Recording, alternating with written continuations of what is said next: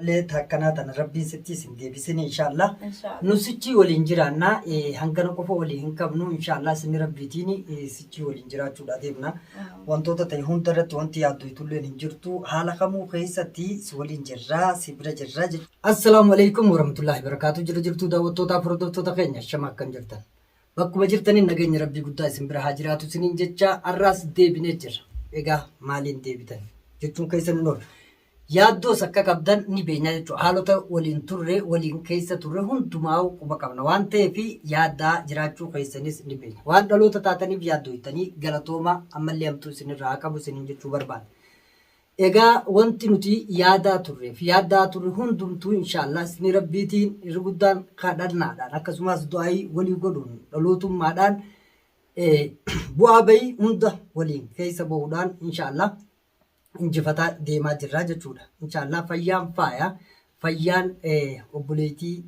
teenya yookaan feerusaa teenya hunduma keenyaafuu teenya waan taateef nuuf fayyitee jirti inshallah dawaa isiitiis dawaa godhatte saniin nuuf fayyitee jirti amma fayyaadhaan waliin tattaa'aa jirra yaada bahaadhaa yaada muraada keessan galmaan isinii haa ga'u isiniin jechuu barbaada. Kanaaf waa hundi gaa ni dhufa ni dabra jechuu barbaadeeti walumaa galattuu wanti hafu takka illee hin jirtu fayyaan tarabbiiti deebitee rabbiitu nama fayyisa ilmi namaa maal godhaga ni sababsataa jechuudha sababa kanaaf ammoo bu'aa bahii iddoon hin seenin hin jirtu jechuudha alhamdulillah inni guddaan fayyaa qabaachuudha saniin dhaloota taanee waliinuu jiraachuudha wal quba qabaachuu wal birallee jiraachuudha isinilleen halaalarraa dhalootummaadhaaf hanga dandeessanitti yaaddahuu keessan hedduu nama boonsa nama gammachiisa dhaloota jechuun kanaa jechuudha. Kanaafuu warri bu'aa bahii hundumaa waliin keessa turre waliinis gartee rakkachaa nu waliin turtan hundi keessanuu dhalootummaa fi ayyaanni dhalootummaa isin bira haa jiraatu bakkuma jirtanitti nageenya rabbii tifni rabbii isin bira haa jiraatu galatoomaa jazaakumullah isiniin jechuu barbaadaa jechuudha. Itti aansuudhaan gaa feerusaan teenya kun warraa haala kanaan waliin taa'utti jirra kaleessa akkam keessa turre hundumti keenya waliin beenya waan ta'eef alhamdulillah jecha amma carraa feerusaaf hin kenna isin feerusaallee haa isin dubbiftu jechuudha fayyaan tarabbiitiin nu deemtee jirti feerusaa dubbisayye carraan keeti. Assalamu alaikum warahmatullahi wabarakatuh. Sinin jecha hordoftoota keenya baga jiraattanii hundi keessanuu salaamtaan teenye to'anne irraa kaatee lagaaf gaara qaxxaamuttee isin harka qabdu sinin jecha. Alhamdulillah jenne egaa si dhukkubee naan jaani anillee waa waan san gaa beekee waan irraa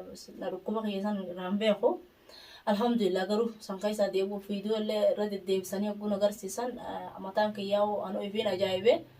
akkasii alhamdulillah ammaan tana shukriin rabbiiti isinilleen galatoomaadhaan isiniin jaa galata keessan gaa rabbiin jazaa isinii haa kaffalu. Akkasii gaa kunoo walitti deebinee jirra isin nagaa qabdanii fayyaa nuu qabdanii jajjabaattanii isin hin jennaa asumaan gaa salaamtaa fi nagaa illee isin gaafanna. Akkasii gaa namni irra baay'isee gaa bu'aa ba'ii hedduu keessa gaa naqinaa dabre akkuma isinilleen beektan akkuma isinilleen agartan numaaf miidiyaadha. Numaaf miidiyaan hedduu tokko akka laffee gaa ni beektan anuu isiniin himu. Egaa daran taisin agartan malee uta inni lafattuu laffa egaa waa taisin arkinu irra hedduudha. Kanaaf gaa isaafillee rabbi jazaa haa kafalu du'aa'ii godhaafiin isiniin jaa. Akkas gaa waan jennuun qabnu awwaaniin jiruun qabu gama kiyyaanii waan kana hunda ogguun laalee hordoftoota illee dirqama dubbisuu qabdanaan jaani. Akkasittiin as deebi'ee alhamdulillah garuu alaa kullee yaana waa hundaafuu alhamdulillah galanni kan rabbiitii. جزانا ما هم دافو إسني في الله إساف الله جزاء ربي أخفلو ورا نبر الله فيه هم داف الله كأمان نبر الله فيه ورا قلبي إنسانية اللي نقسمتي نادت لبدن وردفتون خيال لين غلطهم على السنين جا تكسي تجا إن شاء الله ربي وانا كسي نتندي بالسنين السنين اللي دعائي نقدر أقسم كان تلين دعائي سني جونا إساني في الله نواف ميديا في الله دعائي يقولوا هندقتنا ده akkasi gaa dubbii waan hin dubbadhu bahan inni soddaan hin beeku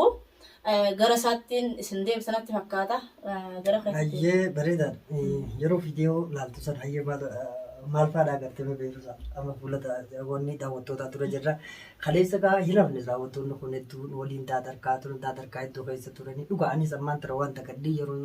wantoota kana dubbisu haalota gartee yeroo fayyaa teessii deebitarraa waan si gagarsiifne sanillee akkana gagarsiifne illee isiillee of haala ati jechaa turtillee ibsuu hin dandeenye fi dhuguma haalli ati keessa turte waa bar haala kan viidiyoon tasee agarsiifne malee beeka hedduutu jira malee yoo si garsiisuu barbaanne si garsiisuu dandeenya jechuu barbaadeeti. Kanaaf mee haala keessa turte san fakkeenyaaf fayyaa keetii irratti tarii yeroo san ati waa hin qabdu ammaa kan nuuf amante viidiyoon jiraannaan. Kanaaf mee maal jetta waan kana inshaallah isni rabbiitiin alhamdulillahi. Alhamdulillah waa hundaafuu angaruu hina mannee gizee si dhukkubee maal naa jetta hina mannee gizee gartee viidiyoo laalu ifumaafuu an hin beeku waan ajaa'ibaati ifin ajaa'ibee kanaaf gaa khayriidha wanni hundinuu ni dhuftisi ni dabartisi obsaan gartee isinuu na bira teessanii hanga sannaa wajjin dadhabuu santu ani mataa kiyya daran isinuu hangas na bira dadhabuu santu waanin galata keessa waanin deebisee yaa kun dhalootummaadha kun rakkoon qabu nuti amma sichis warra waliin jiraatu inshaallah isni rabbiitiin hamtuu nurraa haa qabu amma boodalleedha dhaloota waliin jiraatu rabbi nu haa godhu hundumaafuu sichi waliin jiraanna jechuudha fuulduraafis nu wal malee waan qabnu hin qabnu jechuudha. Ani yeroo namoota keenya tokko ilaalu jechuun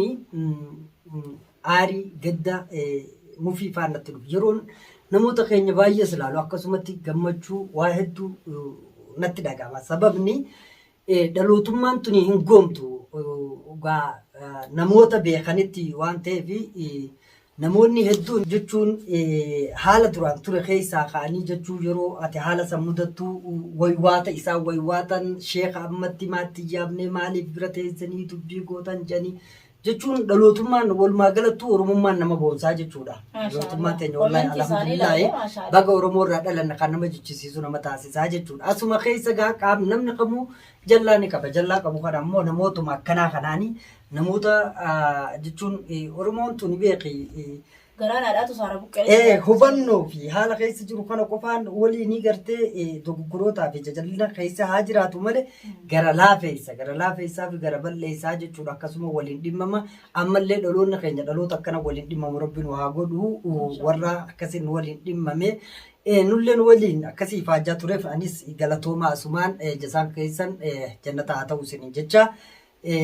egaa waan akkanaa kana arkeetiin hedduu gammadaa jechuudha. nama gammachiisan komentii isaanii yeroo laalu akkaataan duraan gizee viidiyoo waraabee gadhiisu isaan komentiin ja'anii fi akkaataan ammaan tana gartee haala ammaa nadhufe kana irratti isaan ja'an garagaraadha jechuudha. Anuu mataan kiyyaa'u na boocisan.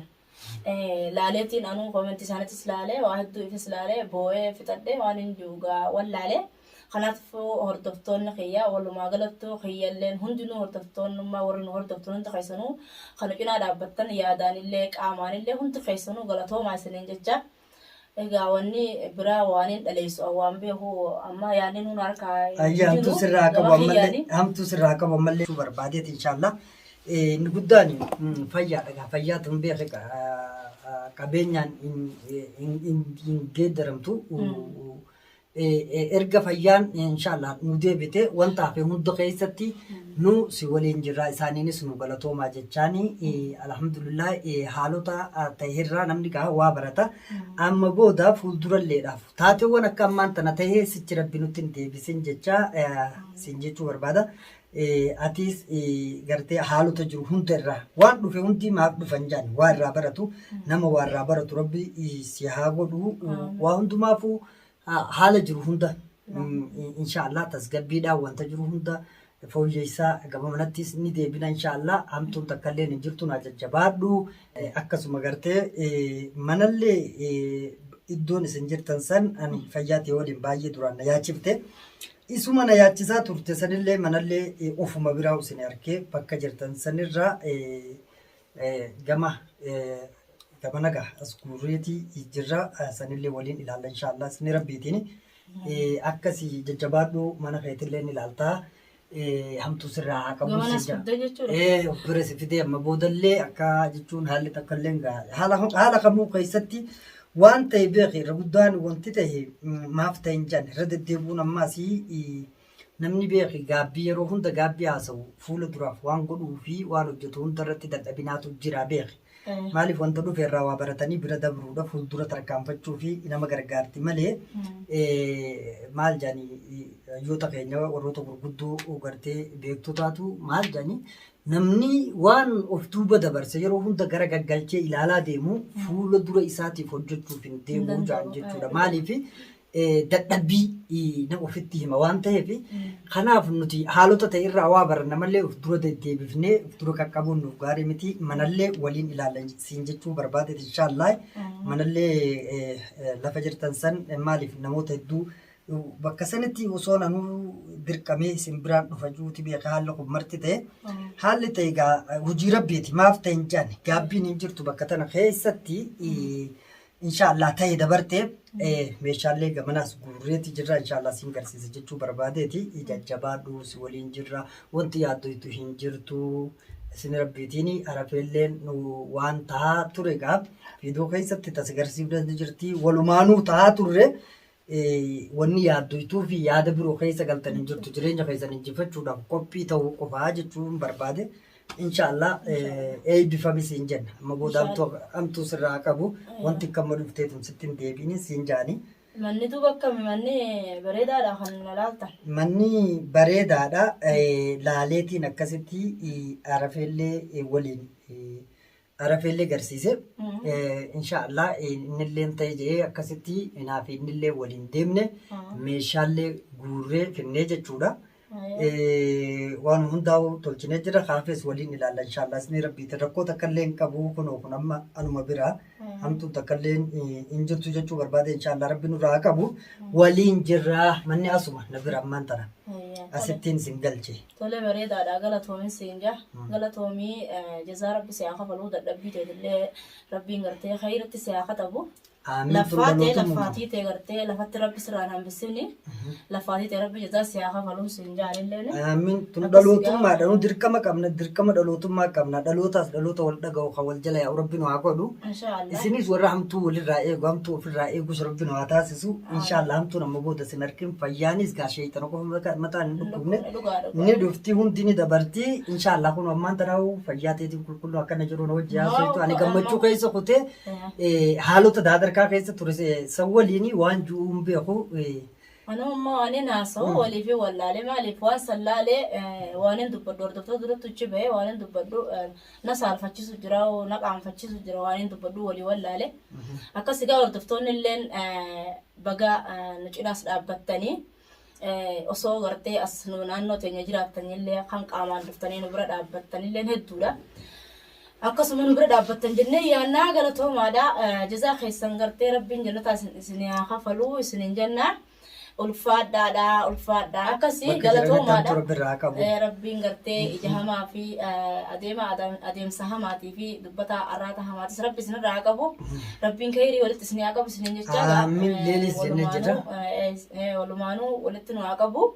warra gartee wal dhagee wal jala deemu rabbi nu haa godhu baga jiraannee baga Oromoo taanee dhalannee isinillee hundi keessanuu baga Oromoo taatanii Oromoo ta'uu hiyyaafuu ittiin gammada. Akkasiin isiniin jaa inshaallah rabbiin khayrii haa godhu hundaa'u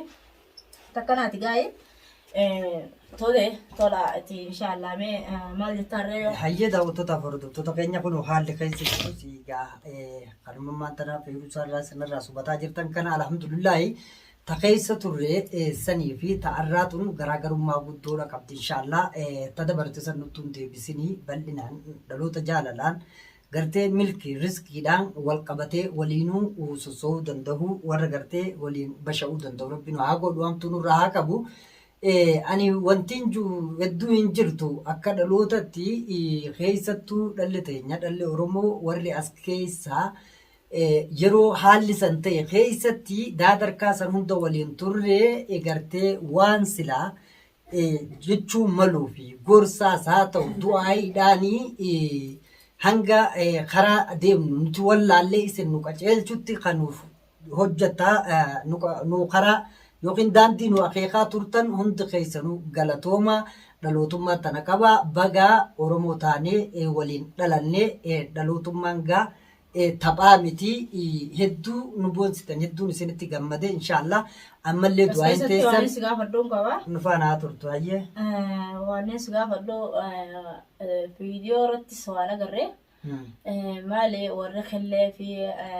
hamzeedha kun hundi waan siqilaa dhaabbatanii nagaa batanii illee hin qabani bareeda sila wadda baanu nuti naafini dubbii ulaayini addaan kunne tasanii akka kuttetti kunne viidiyoo tokko kanatti isa arkeetin ture garuu kanaaf jarri sun akkamitti bareedaadha baga na gaafatte reefullee dubbataatiin jira maaliifi akkuma tokko jallaa fi hamaan nu keessa jiru gaarii illee jira wanta sila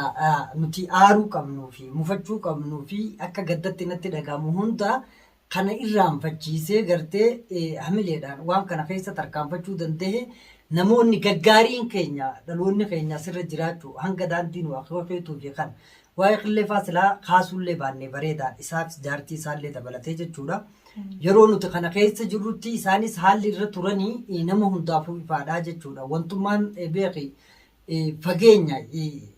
namni yoo nama ofiitii fi nama kaan gargar baasee beekuu hin dandeenye beeki ni miidhama. Isaan wanti isaan dalaganii ani dubbachuullee amma natti ulfaata garuu fuula duraaf ta hojjetamaa jirtu dubbachuu hin dhiisu jechuu barbaadeeti waan fokkisaarra jiran. Tasaanii akkasumatti yoo irraan tarkaanfannee irra nu gaariidha irraa haasaa ooluun gatii nu qabu haalli isaan keessa jiranii haala ulfaataadha haala sila akka dhalatti nurraan barbaachifne isaan qofaa miti warri waliin jiru jahan tokko waan kanutti hin dhufin hedduutu jira jechuu sababni waan isaan ta'an garuu hin beenye waan fedhee ta'u dhaloonni yeroo fayyaadha isaa yoo jiraate bakka tanatti dirmatee walitti dhufee haala jiru walii kaaya. Garuu inni qaamaan nutti dhiyaatu haala kana nu kaa'u baatus imma tiksamu wanni miira keessa galee haasa'u hin fedhu. Dhaloonni keenya qilleensarra jiru iddoo garaagaraa jiru hunduu karaa nu akeekuuf nu waliin jiraachuun hunduma nu irraanfachiisee jira baga dhaloota dhalaanis Oromoo taanee Oromoo irraa dhalannee hedduu nu boonsitanii warri nu akeekaa turtan galatoomaa isiniin jenna jallaas keessaa nu dhibuu fi haalan taane hunda waan hin taane godhaa jiru isintu nu irraanfachiise isaantu nu irraanfachiise ta isaanii suutuma yoo bulfanne itti deemne irra wayyaadha malee amma wanni dubbannu hin jirtu. Dhufanii nu dubbisuu miti wanni isaan irra jiranuu waan fokkotaadha. Namatti hin tolle. Garuu namni ofii daba dalagu yeroof itti mi'ooytitti fakkaatti malee innis boolla namaa qoqqotee fi shirri inni namarra dalagu boru isaaf deebitee innummaan shirri irra dalagame san boolla san keessaa guuruufaatu mala. Kanaas hubachuutu namarra jiraataa jechuun warri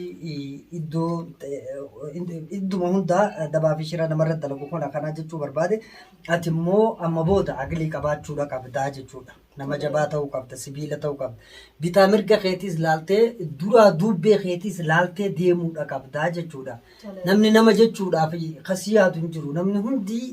daba waan hin taane faa sitti haasee faa si burjaajeessuu haaluma jireenya bultii teetiillee si facaasuu atuma tanaafuu akka dura si hin tarkaanfanne fuula duuba si deebisuu waan akkasiitu namoota keenya keessa jiraa jechuudha. Guddaan afaan daa'imaa hojiin isaanii immoo duwwaadha jechuudha akkasumiiti. Kanaaf duruu gaafa isaan beektuudha waa hunda keessatti haftee hin qabdu akkasi si beenya. Ammallee silaaf akkasuma nuu taatu san caalaa akka nuu taatu sirraa feena jechuudha. Nama hedduu abaluhoo kanallee nurraa dhiisi kun maaliif ka haala kana nutti fidee jira. Dhumaa'uu waan dabarsan keessa deddeebi'uun nuuf gaarii miti haalota ta'e kanaafuu sababa kanaatu taame inshallah nu amma jabaannee sibiila wantiin achii fuudhee isin galcheef anni ijoollummaa akka isin qabdanitti tanan mul'atee fi isa kaan ammoo namni waan kana keessa jiraachuu yeroo manguddummaa haasawsan keessatti waan argee fi iddoon sanuu isiniin hin malle jechuuf as isin fide ammoo amma booda dubbii sirraas dhaga'uun fedhu arafillee dhaga'uu hin barbaadu jechuudha inshallah jabaattanii fuula duratti sossoo qabdan shakkii fi waan namni isinitti odeessullee ofirraa gannaquu qabdanis hin jira tana booda yoo jette uleenis ni jirti beeku. Kanaaf dhugumaan siin jechuun jira. Waan nu qofaltu hin jiru. Iyyiinsinis hin barbaadu. Waa takka dubbiin takkaas abaluu akkana naan jee akkana naan jee siin jiin. Waa'ee namaatis itti dhiisi. Jireenya keessanii deebitanii jireenya keessan oofachuu qofa isinirraa feena malee olii gad deemanii gartee sila namaa ittumaa olii isinaa siima. Inshallah yoo qabaatte gargaari rakkataa keenya yoo agarte birin dabirin kasanii achi ammoo namoota dubbii fi waan gargaraatiin deemanii fi hasi fakkaate si balleessuu deemu kanaas irraa fagaattee hojumaata keetti jabaatu namni yoo jabaatee hojjete wal qabatee fuuldura tarkaanfate namaafuu waa godhu ammaan tana taa'aa jiru kanaa usirraa harkuu hin fedhu siin jechuu barbaadeeti yoo kana goota taatee si dhiisuun taa'u beek beeru isaan dhugaan sitti hima haalan taane keessatti sis yoon harkee si dhiisuun taa'u hanga ammaan tana harka sirra qaqqabee sichi akka harka sirra hin qaqqabneef wantiin as fidee fi kanaas hubachuu qabdaa jechuudha. Harafees taanaan sanuma hamtuu nurraa haa qabu inshaallah jabaadhu siin ja'a alhamdulillah jenna guyyaan akkasii daawwattoota keenyatti waan dhaammattu gaha yaada kee hedduu qabanii dhaammadhuuti hayyee daawwattootaaf hordoftoota keenya haalli keessa jirrus kana kunoo beeru isaa nagaa amman waliin teessee haasa'u jirti gammachuu guddaadhaatu nu dhagama isinis akka gammaddan abdiin qabaa wanti barbaadan dhaloota keessanirraa gaarii fayyaadhaan jiraachuu carraaqee nama ta'e eenyu olitti jiraachuu fi jaalalaan gartee wal qabatee dhalatee isa waliin ceetu waan barbaadaniif hedduu haala san dhabuu irraa gartee haalota nutti ta'e kanarraa yaaddaa turtan amma gammannee jiran waliin gammadaa isiniin jechuu barbaada inshaallah kheyriidha baay'een jaaga hanillee gammachuun jira waan ta'uun beeku.